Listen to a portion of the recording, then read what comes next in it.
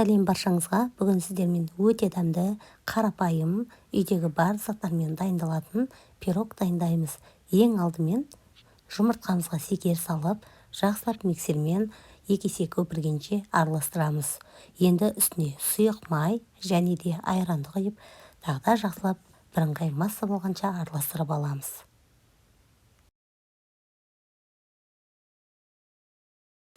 Үстіне ұн, ванилин қосқышты салып, тағы да бірыңғай масса болғанша араластырып аламыз.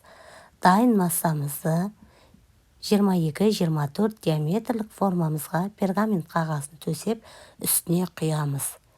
Қалауыңызша бетіне курага, жаңғақ, кішміш, шоколадтан сеуіп, 170-180 градус қызып тұрған пеште шамамен 50-60 минут пісіреміз. Пирогымызды суығаннан кейін барып кесеміз. Осымен пирогымыз дайын ас болсын.